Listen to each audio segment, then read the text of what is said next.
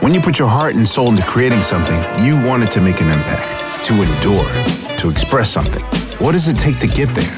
I'm Questlove, and this is Quest for Craft, my collaboration with the makers of the Balvenie Single Malt Scotch Whisky. A deep dive into the obsessive, never-ending, whatever-it-takes journey to create something extraordinary.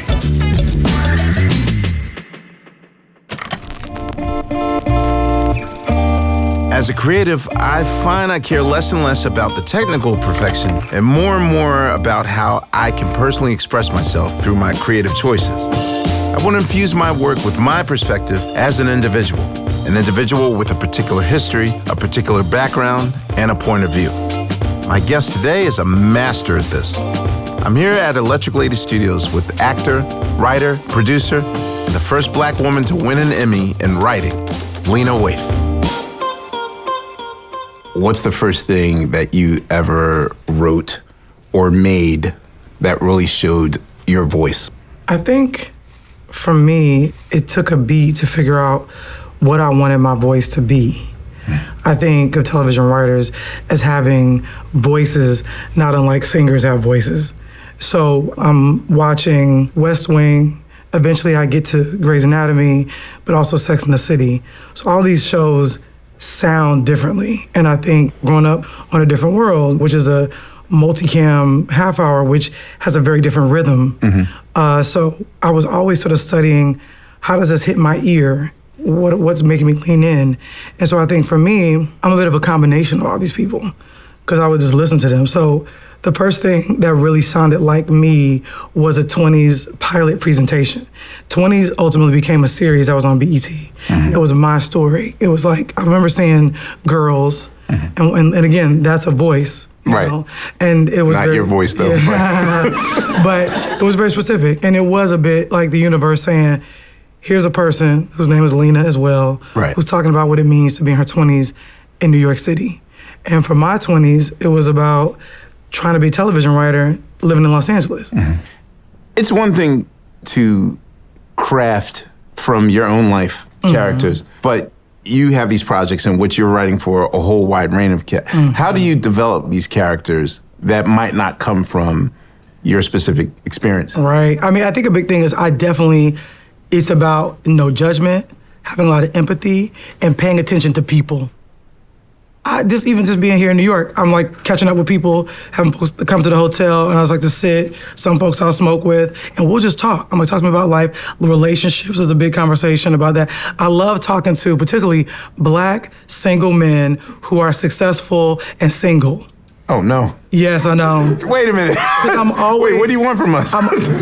Answers. Okay. Answers. So it's like this one guy who I love, who's an actor on one of my shows, and he's like handsome, well-spoken, talented, all these different things. I'm like, bro, why are you single? And he says, because no woman feels as good as freedom. Well, that's a line. So you hold all your friends' feet to the fire like this? No, I was about to say, you need to be my friend more because no one in my life is asking the hard questions. But I'm just asking the question. And the truth is like, I'm not saying give me a right answer. I'm saying I can't judge it. I can't judge. I want to have empathy and understanding. So when you're pitching a project, what is your approach? I don't like the term pitching. What do you call it? Being in conversation. Okay. So it's like, here's where I'm at. Here's what the world is. Who these characters are. Here's the things we want to explore. Now, what do y'all want to know? What are y'all interested in? Because it also helps me find out if they're the right partner. That's also very important. When you think about your show, where do you want it to live? Sex and the City is just as married to HBO as HBO is married to Sex and the City. Master of None, Netflix, Mad Men, AMC. So that's also a thing to think about. I was like, The Chi is a Showtime show. I don't want to go pitch it nowhere else. Is it hard to find your voice when you're in a situation in which you're with multiple writers? Well, that's the thing about television. You know, it's like we have to write pilots by ourselves. Okay. Like I wrote the Chi pilot by myself. I wrote the 20s pilot by myself. But when you sell a show, then you got to hire about 8 to 10 other writers to come in and help you write that story and tell that story. And that's why it can be fun, but it can be difficult because you have people in your room trying to mimic your voice and make sure they get it right. So is it hard to really relinquish control? It's interesting because I think you as a musician, you have a lot of control over what a song ultimately sounds like and by the time of the finished product. And there's a lot of people coming in, but the thing when people listen to that, they're trusting you. But what makes you is that it's a song that reminds them of a time. It sticks. I call it signature. So for me, the writing has to take on a certain level of specificity, vulnerability, authenticity, so that way it becomes something that people go, I want to play that again. Or I'm going to watch it every year on Thanksgiving. Right. Talking to Lena about how she found her voice as a writer got me thinking about the idea of voice. I learned about voice from every drummer I ever listened to and tried to play like. And then I learned a vital lesson from Jay Dilla, who helped me see that imperfection and humanity made a voice more compelling rather than less.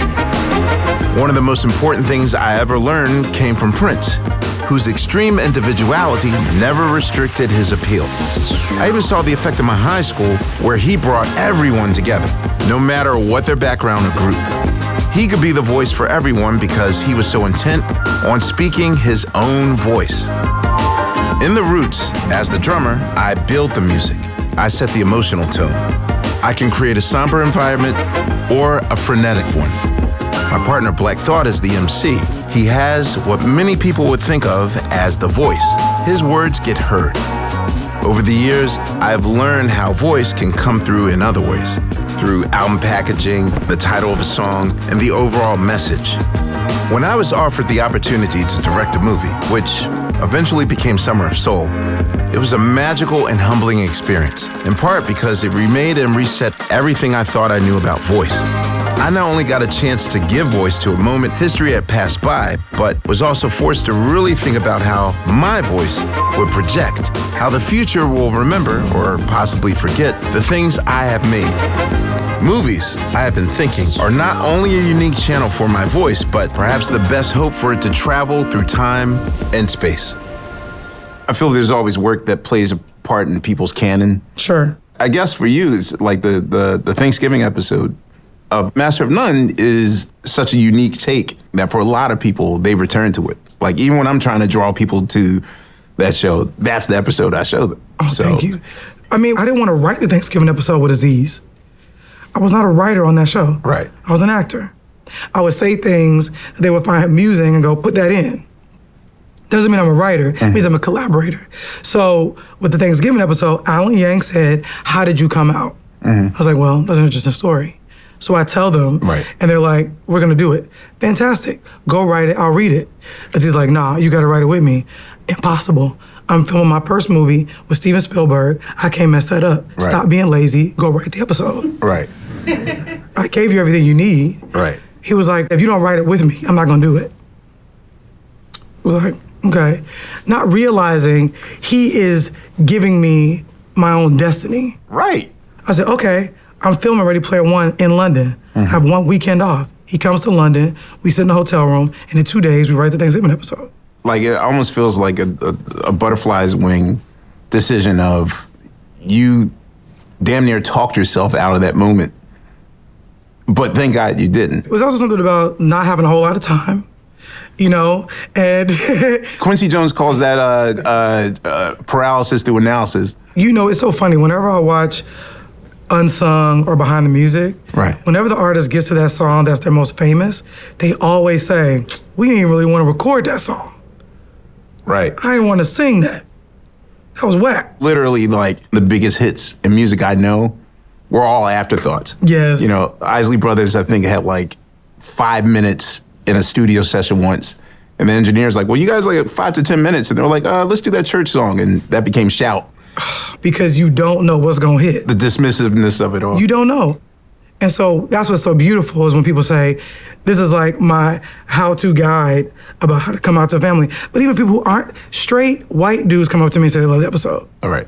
which helped me to understand that my specificity is what makes something universal. It's not about being, for me, it's about coming out as a gay girl. But for some people, it's like, I'm an outsider sitting at my family dinner table. Yeah, So I relate there's to always you. a black sheep. You know I've what I been mean? the black sheep my whole life. Right. You know what I'm saying? Right. Being black and gay. Right. And also you can tell. You know? So also the funny thing is like, I never came out to the public. Right.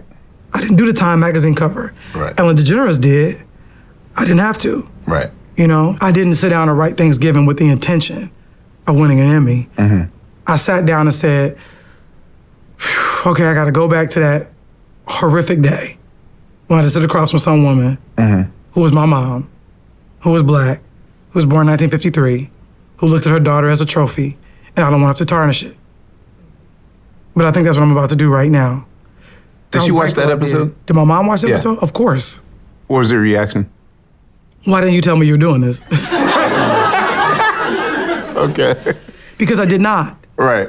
During a lot of the press, people said, so what, did you talk to your mom? I was like, absolutely not. Okay. I did not want her memory to mix with mine. Smart. But also, as a writer, I know, because I learned from watching those that came before me, it is not smart to make me the hero and her the villain.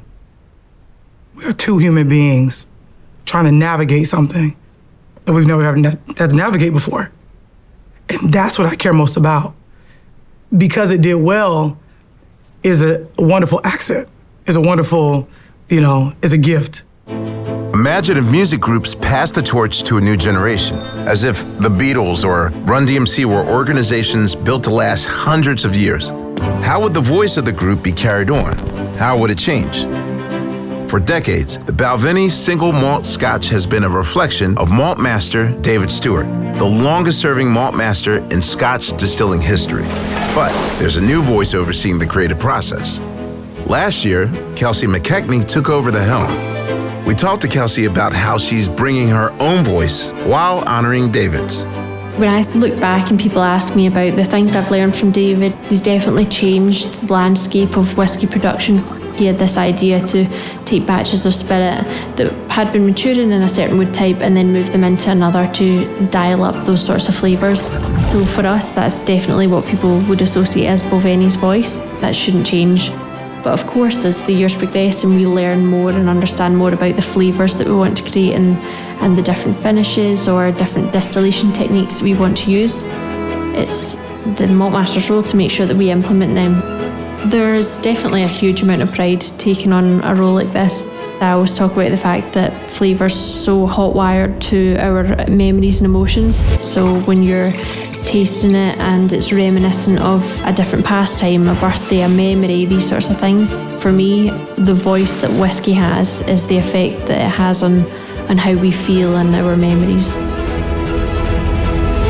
So, as far as I'm concerned, you are part of the paradigm shift of new creators that are out there telling new stories and whatnot. But your heart and your foundation is into the old model. Do you feel that any of that could be adaptable to a new generation? Yeah. You know what? I actually appreciate this question because it's making me realize how much I put the things from my past into my work.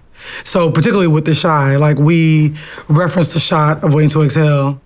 We referenced stuff from Just Another Girl in the IRT. God damn, you going deep with the cuts. Yeah, okay. man. Yeah. But yes, I referenced so many artists in the work and people that have come before me. And I mean, Hillman Grab Productions is me paying homage to a different world. Because I want people to know I am here because of a TV show. That's how powerful that the medium can be, is that we're in the living room, we're in your home. And some movies feel like a hug. I want my work to feel like a gentle shove. Okay. Gentle shove. I see. Like, you're awake. I think we also are in a society where people don't want to feel pain, failure, hardship.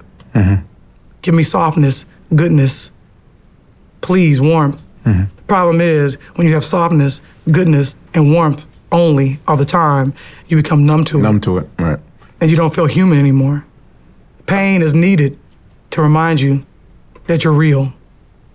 The worst thing somebody can do is watch something of mine and forget it. That is, to me, failure. That's your personal mark of failure? Yes, forgettable art. Oh, wow. So for in your eyes, like it has to... It must leave be a something as fingerprint. similar as a tattoo. I like to believe it. I want my work to stick to your ribs, to stick to you. Mm-hmm. That's beautiful. Yeah. Thank you very much for doing this for me. Thank you, man. I appreciate it. Appreciate you, man. Lena Waithe, ladies and gentlemen. If there's any common denominator to my favorite music, my favorite films, even my favorite sushi, it's that each of them holds the voice of its maker, as Lena proves every day. Your voice is your ace in the hole. It's what you offer to the world. Everything you've learned, everything you've overcome, even the things you've lost can be found in your voice. So, respect your craft and use your voice. I, for one, will be listening.